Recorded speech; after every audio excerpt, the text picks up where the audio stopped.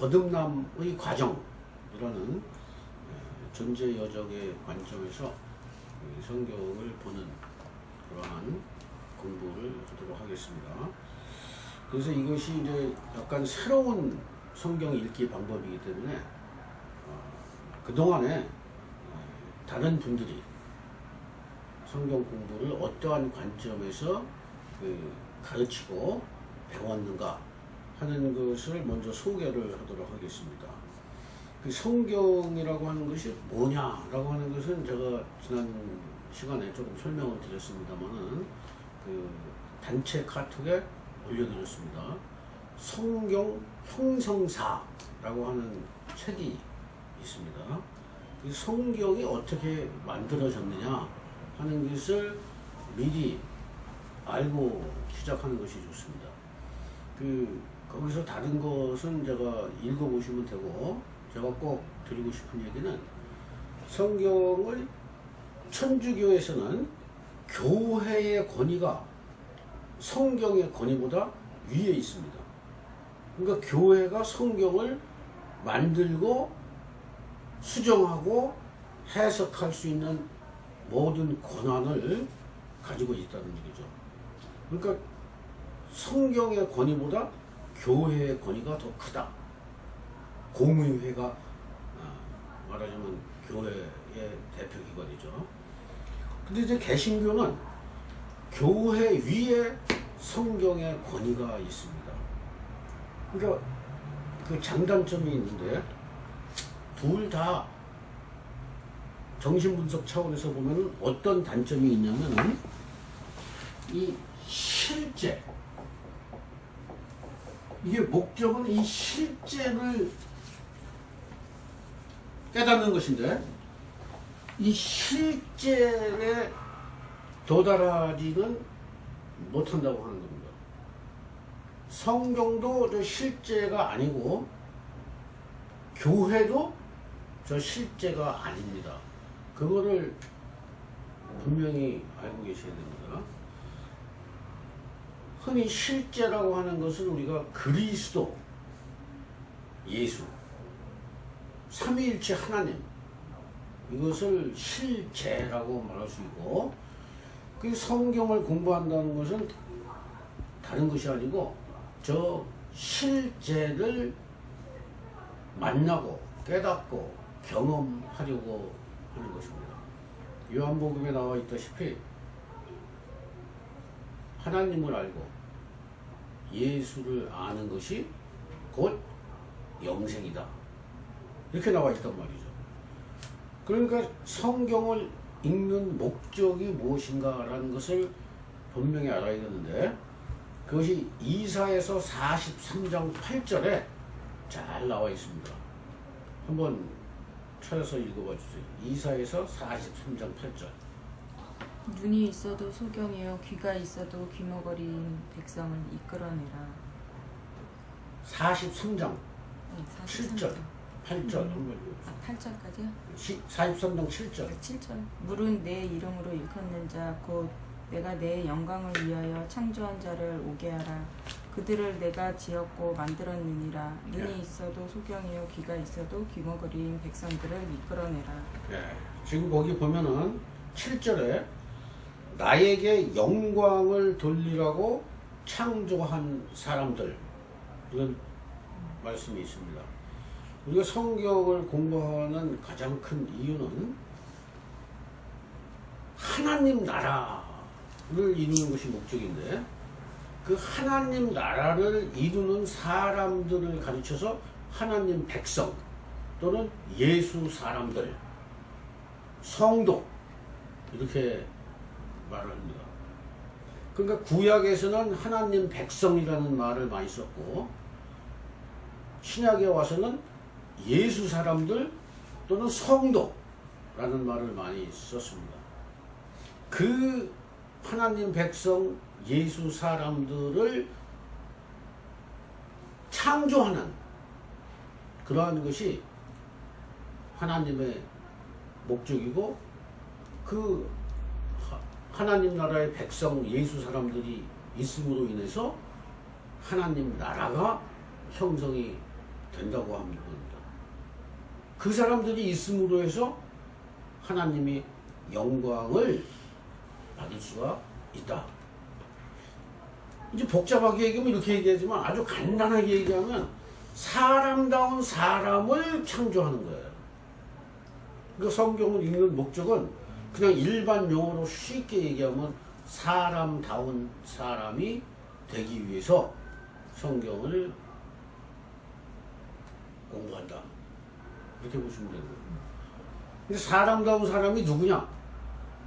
완전한 사람은 오직 그리스도 예수뿐이다. 이렇게 보시면 되는 겁니다. 그러니까 예수 그리스도와 같은 사람을 만들어야만이 하나님께서 영광을 받으시고 거기에서 천국이 이루어진다고 하는 겁니다. 그것을 우리 개인적인 입장으로 보면 구원이라고 하는 거예요. 그렇지? 이해가 가시죠? 성경을 왜 공부하느냐 하면은 성도를 만들고 그리스도의 몸을 이루고 새 성전을 이루어서 하나님 나라를 향해서 나아가게 하려고 하는 것이다. 이 목적을 명확하게 먼저 인지를 하고 이것을 아주 그냥 뿌리 깊이 마음속 깊이 이것을 새겨 두셔야 한다고 하는 겁니다. 다시 한번 말씀드립니다. 성경을 읽는 목적은 하나님 나라를 향해서 나아가는 사람들을 만들고 그러한 사람, 그러한 존재가 되는 것이 성경 공부의 진짜 목적인데 그것을 순서로 얘기하면 성도가 돼서 그리스도의 몸을 이루고 새 성전이 되어서 하나님 나라를 향해서 전진하는 그러한 존재가 된다고 합니다. 이 하나님 나라는 크게 보면 세 가지 차원이 있습니다. 하나는 보편적 우주적 차원의 하나님 나라가 있고 두 번째는 단체적인 차원, 가정, 교회, 기업 이런 식으로 단체적인 차원의 하나님 나라가 있습니다. 세 번째는 개별적 차원에서의 하나님 나라가 있다. 이렇게 말할 수 있습니다. 그래서 바리새인들에게 예수님께서 하나님 나라는 여기 있다 저기 있다 할 것이 아니고 너희 가운데 있느니라. Among you 또는 in your heart 이렇게 얘기했습니다.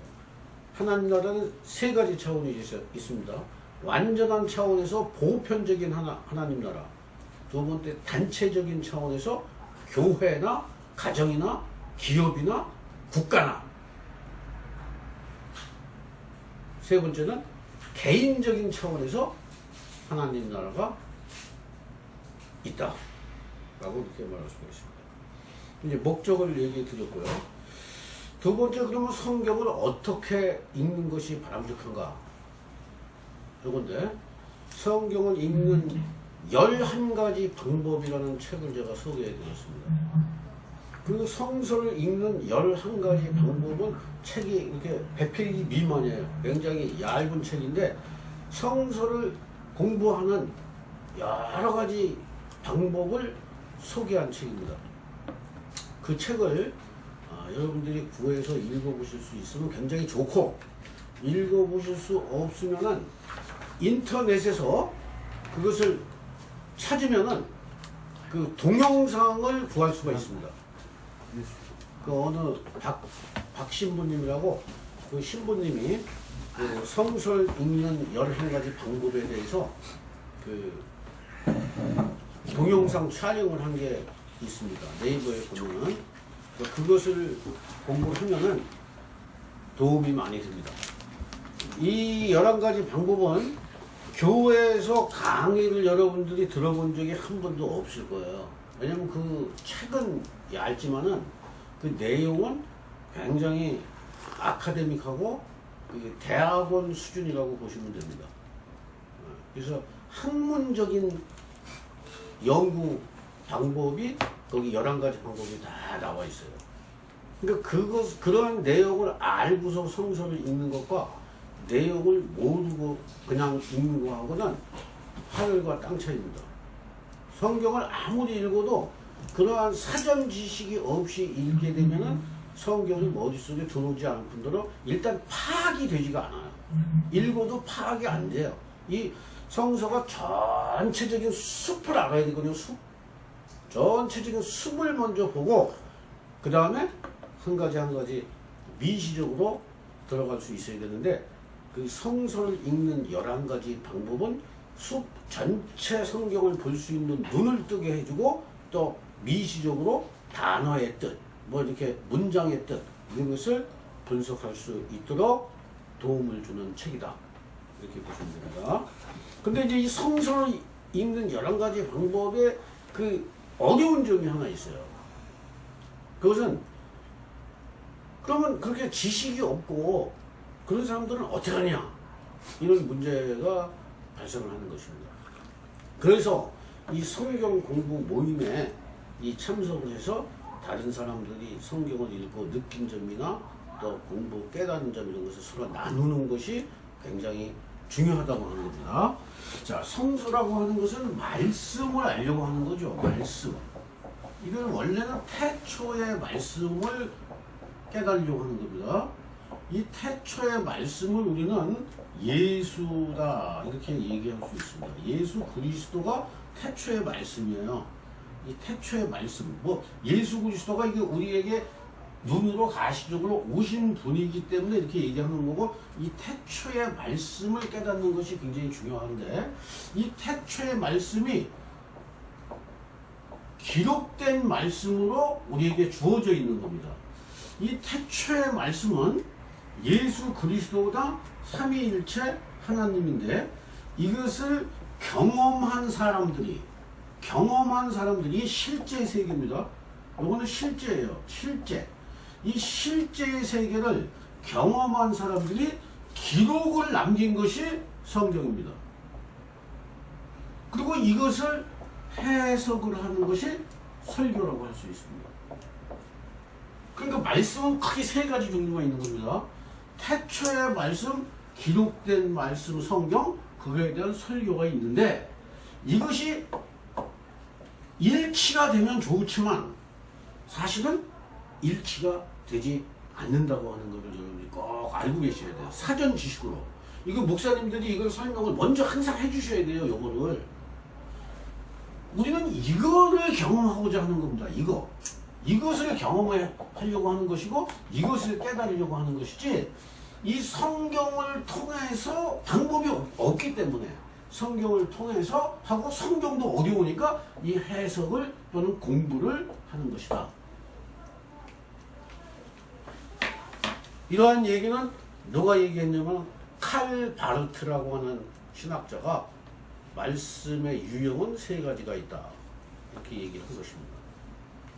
말씀 자체로서의 예수 그리스도, 기록된 말씀으로서의 성경, 또 선포되는 말씀으로서의 설교, 가르침, 이렇게 말씀을 하셨는데, 그 3가지 종류의 말씀을 여러분들이 잘 관계를 이해를 하시는 것이 좋다, 이렇게 말씀드릴 수가 있습니다. 그래서 그 동영상 하나 올려드린 거, 김경호 목사님이 그 유스 엔조이를 통해서 지금 시리즈로 강의를 하고 있는데, 제가 알기로는 70개 동영상이 아마 올라갈 건데 9개까지 지금 올라가 있습니다. 시간이 되시면은 성서를 읽는 11가지 방법 책을 보는 것이 어렵다고 그러면 그 책보다는 그것을 들으면은 학문적인 차원에서의 성경을 보는 눈이 떠지게 됩니다. 학문적인 차원. 그거는 정말 공부, 책을 하나님의 말씀이다 이런 차원도 있지만, 이것이 하나의 책이다 라고 생각하고 분석을 하는 거예요. 관점은 어떤 관점이냐? 민중적인 관점입니다. 관점은 크게 성경을 보는 관점은 2가지가 있을 수 있습니다. 학문적으로. 하나는 있는 그대로 기득권의 관점이에요. 기득권, 이긴 자의 관점. 그 이긴 자의 관점이라는 건 뭐냐? 다시 예를 들면 구약 성경은 유다 지파 다윗이 최종 승리를 한 집단입니다. 다윗 왕이. 그렇기 때문에 다윗 왕가의 입장에서 정리가 된 책이라고 그렇게 보시면 됩니다. 대개는 그 수준을 벗어나지 못하고 있어요. 그냥 있는 그대로 성경을 보는 거죠. 그 성경을 쓴 사람이 그 역사를 쓴 사람이 누구냐?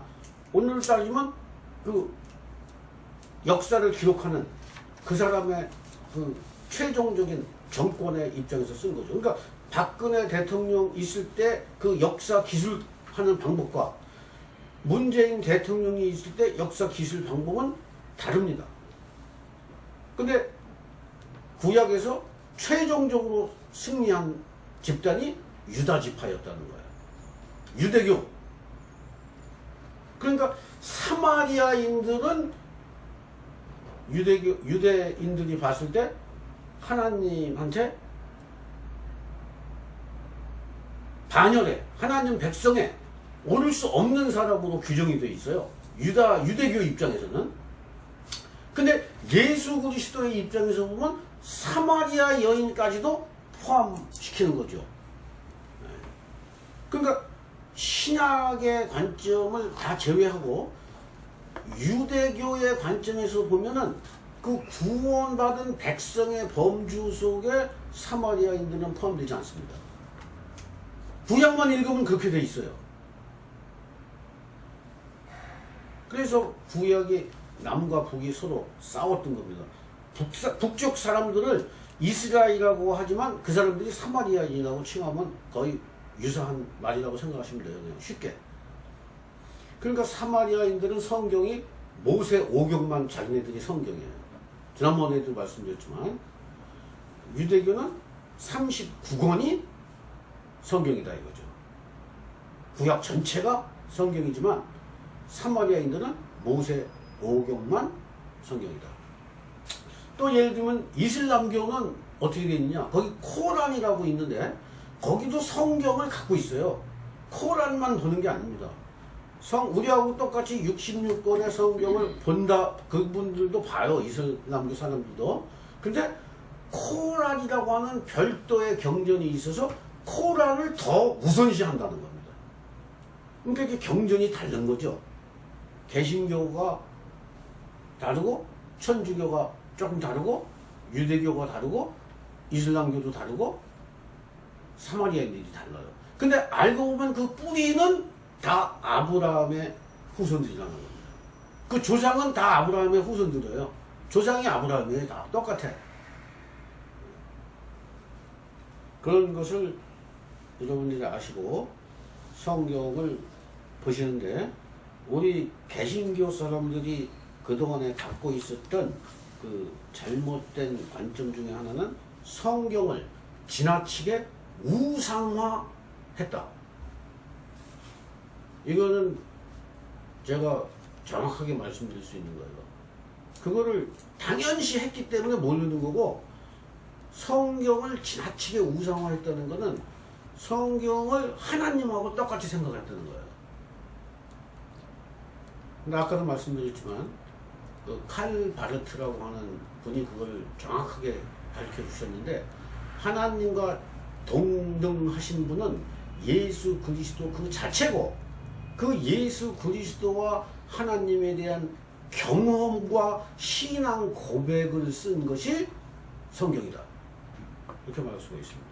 또 그 성경에 대한 현대적인 관점에서의 해석을 하고 경험을 말하는 것이 우리의 간증이고 설교다. 이렇게 말할 수가 있습니다. 그러니까 지나치게 이 설교를 지나치게 우상화해가지고 하나님의 대사가 말씀을 전하신다. 이런 표현이 이제는 사라져야 되는 시대가 된 거예요. 그게 결코 하나님을 알고 예수 그리스도를 아는데 결코 도움이 되지 않습니다.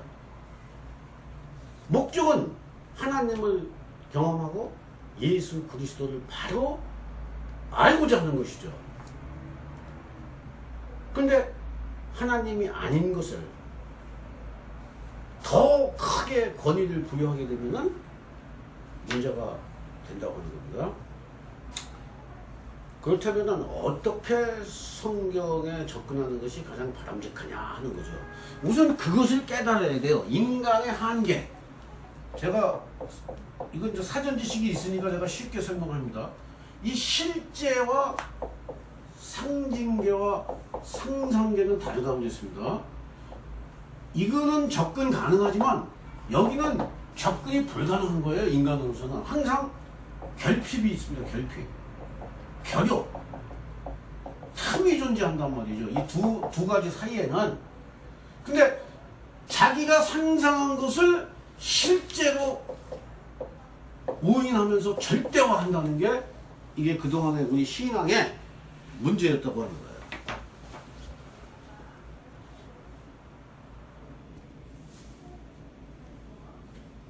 이것을 여러분이 잘 이해하시면 되겠습니다. 다시 한번 말씀드립니다. 우리의 목적은 실제이신 그리스도 예수를 알고 깨닫고 경험하는 것인데, 성경은 신앙 고백의 기록이고 경험의 기록입니다. 그러므로 지금 여기에서 다시 한번 그리스도 예수를 어떻게 발견하느냐, 경험하느냐, 이것이 중요하고, 그 경험하는 것 자체도 실제와 똑같은 것은 아니다 라고 하는 것을 항상 염두에 두고 하나님 나라를 향해서 계속 전진하는 것이 바람직한 신앙이라고 하는 것입니다. 그래서 성서를 해석할 적에는 그 몇 가지 테크닉이 있습니다. 기술이 필요하다는 거죠. 그냥 읽기만 해서는 안 돼요. 왜 그러냐? 읽기만 하면은 무슨 문제가 생기냐면 자기의 가치를 덧입혀서 읽게 됩니다. 자, 사례를 들어보겠습니다. 지금 강남에 계신 분들이 선교를 하게 되면은, 지난번에도 나타났지만 김문수라고 하는 분이 압구정동에서는 박원순보다 한 3배 정도가 더 득표가 됐습니다. 맞습니까? 그런 것 같아요. 맞죠? 네? 그게 왜 그러냐면은 나라 전체적으로는, 서울시 전체적으로는 박원순 씨가 많이 득표를 했지만 압구정동에서는 박원순 씨가 떨어진 거예요. 박원순 씨가 떨어졌습니다. 그럼 선거를 할 때 자기의 가치가 반영된다는 얘기잖아요. 마찬가지로 우리가 성경을 읽을 때 자기도 모르게 자기의 가치가 반영된다고 하는 겁니다. 그러니까 자기의 가치가 반영된 것을 가지고 그것을, 성경을 바르게 읽었다고 할 수가 없는 것이죠. 그러므로 성경을 바로 읽기 위해서는 먼저 어떠한 태도가 필요하냐? 성경을 할 수만 있으면 그냥 있는 그대로 국어책 읽듯이 그 문법에 맞게, 문맥에 맞게 읽어야 된다고 하는 겁니다. 그 예를 위해서 하나 보겠습니다. 에레미야서 31장 27절 28절, 이사야서 34장 16절 한번 찾아보세요. 에레미야서 31장 27절 28절하고 다른 한 분은 이사야서 34장 16절.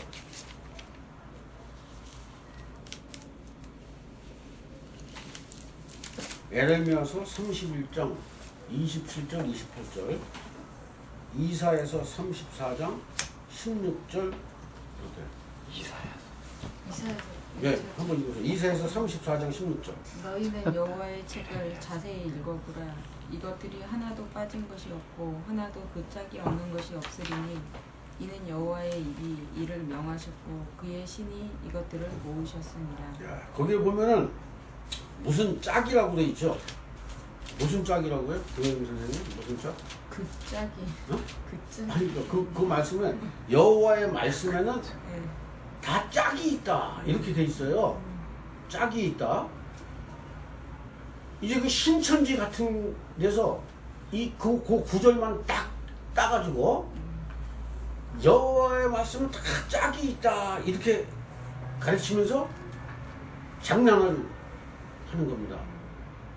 근데 표준 세번역에 보면은 그 짝이라고 하는 것을 뭐라고 번역되어 있냐면은 표준 세번역 있는 분은 이제 지금 확인할 수가 있는데 그 짝이 짐승의 짝이라고 번역이 되어 있습니다.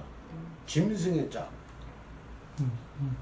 짐승의 짝이라는 건 암수가 있다는 얘기죠. 암수가. 그러니까 그 구절만 보지 말고 그 위에 구절, 아래 구절 이렇게 다 보면은 문맥을 보면은 그 짐승들 얘기가 쭉 나와요. 그래서 그것이 짐승의 짝이라고 하는 것을 알 수 있게 돼 있습니다.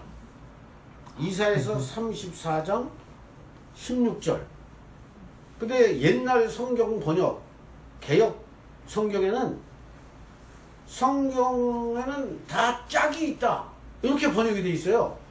근데 그 말이 그것만 달랑 집으면 무슨 구약의 말씀과 신약의 말씀 다 이렇게 짝짝 이렇게 맞아 떨어지게끔 어? 그런 식으로 그 성경 말씀을 그 짜집기 할 수 있는 것처럼 그렇게 오인을 할 수 있게끔 그렇게 지도자가 설교를 하면 그걸 믿을 수 있게끔 그리고 이 신천지 같은 데서는 설교를 어떻게 하냐면 스피드하게 하면서 털을 높이고 이렇게 막 감각적으로 설교를 해요. 천천히 이렇게 생각할 기회를 안 줘. 근데 이게 성경이라고 하는 것은 제대로 이해하려면 첫 번째 원리가 문맥 속에서 이해를 해야 된다. 어느 한 문장을 가지고 그걸 달랑 따가지고 이해할 게 아니라 반드시 중요한 건 문맥에서 뭘 얘기하느냐 그것을 파악해야 된다는 거예요. 그것이 아주 굉장히 중요한 국어 공부하는데 기본이 되는 거죠. 뭐 사실 성경뿐만 아니고 어떤 책을 공부하더라도 자 이거 한번 보십시오. 왜 그러냐? 이게 차라고 했어요. 그러면 우리 목사님 한번 생각나는 거 딱 이 글자를 봤을 때 생각나는 거 뭐라고 한번 얘기해 보세요. 다 생각나는 거 다. 보석 녹차. 어? 보석 녹차. 녹차? 녹차. 녹차 마시는 차 또. 어? 자동차 또. 또. 성씨차, 차씨 성 또. 발로차, 발로차 또. 1차, 2차 할 때. 1차, 2차 또. 차갑다 할 때 차, 차갑다.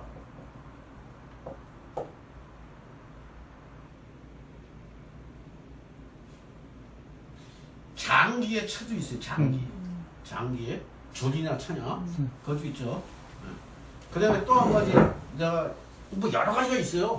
근데 또 한 가지 내가 생각나는 거는 이 차라고 하는 거 차이의 차가 있어요. 5와 6의 차는 1이다 이렇게 얘기하는 거 차. 그럼 이게 차라고 하는 글자인데 똑같은데 글자인데 이렇게 무엇이다 여기에 뒤에 오는 말에 따라서 이것이 의미가 결정되는 겁니다. 이 문장 속에서 이것이 이 똑같은 차인데 그래서 여기에 무슨 차는 빠르고 고장이 안 나는 것이 좋은 차이다. 이러면 이 차는 자동차를 얘기하는 거죠. 그러니까 여기에 말까지 다 읽어봐야 되겠죠. 근데 이 문장이 또 이 문장이 해석이 안 될 때는 이 문맥 전체 그 앞뒤 문장 전체를 읽어봐야지 이것을 알 수가 있다고 하는 겁니다. 이건 아주 기본적인 거죠. 근데 그런 성경을 읽을 때 저런 기본적인 것을 무시하는 사람들이 이단의 아주 큰 속성 중에 하나라고 하는 겁니다. 또 한 가지 성서를 읽을 때 우리가 바람직한 성서 읽기를 할 때 조심해야 될 것은 그 화자 말하는 사람의 의도가 뭐냐라고 하는 것을 발견하려고 해야 된다는 겁니다. 우리가 소통이 제대로 되려면은 말하는 사람과 그 말하는 사람이 누구에게 말하느냐를 잘 파악을 해야 되겠죠.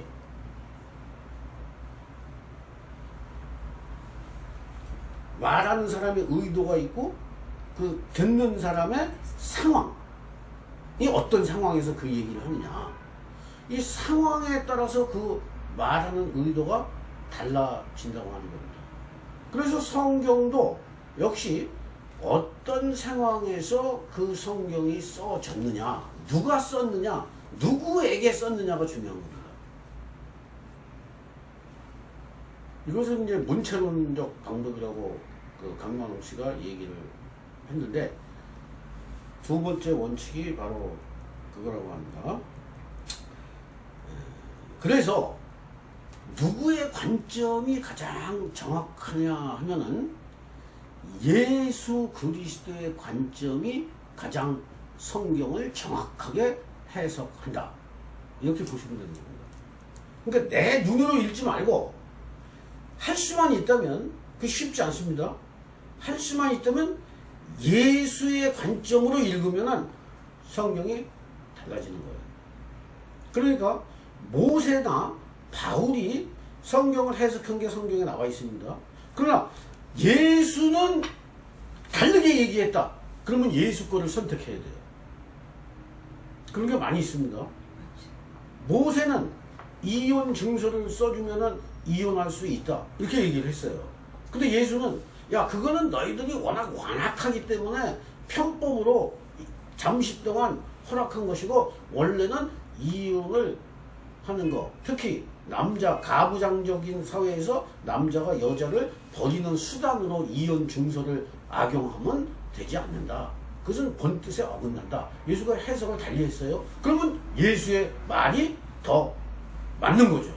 근데 예수를 모르는 사람들은, 구약 성경만 성경으로 갖고 있는 사람은 모세의 가르침을 따르게 되어 있습니다. 이슬람교는 지금도 일부 다처제를 주장하고 있습니다. 그것은 코란에 그것을 허용하고 있기 때문에 그렇고, 구약에도 일부 다처 사례가 나와 있어요. 그러니까 온전한 해석은 누구만 할 수 있다? 예수 그리스도만 할 수 있다. 그러니까 성경 가르침 중에서 예수의 가르침이 있고, 바울의 가르침이 있고, 뭐 베드로의 가르침이 있습니다. 모세의 가르침, 여호수아의 가르침이 있어요. 근데 여러 사람의 가르침이 다 동등한 가치를 갖고 있다고 생각하시면 안 된다, 이 말이에요. 이것도 하나님 말씀, 저것도 하나님 말씀, 이러면 안 되는 거예요. 그걸 분명히 아셔야 돼요.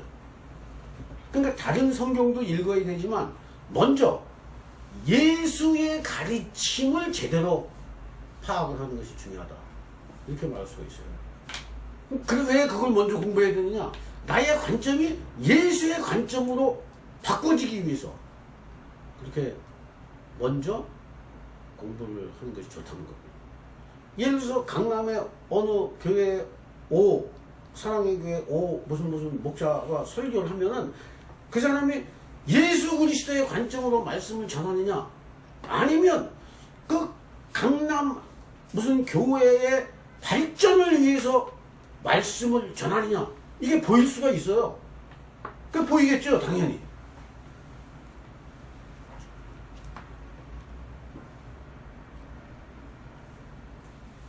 그리고 이제 마지막으로 하나 더. 표층적 의미와 심층적 의미가 있다. 이렇게 말씀드릴 수가 있습니다. 이번에 그 김경호 목사님께서 동영상 강의가 학문적 접근이면서 심층적 시도를 하려고 애를 많이 쓰셨습니다. 그런데 그 동영상에 굳이 단점을 한 가지 얘기한다면 그 심층적 영적 차원의 해석에는 이르지 못하고 있다. 시도하지를 않고 있어요. 아예. 그 지도 그룹, 지도자 그룹의 관점으로만 읽지 않고 민중들과 그 기록을 할 수 없는 백성의 입장을 성경에서 보려고 하는 그러한 자세는 굉장히 높이 평가할 수 있지만은 성경에서 영적인 심층적 차원의 존재 변화의 차원의 접근은 다소 부족하다 이렇게 말할 수가 있습니다.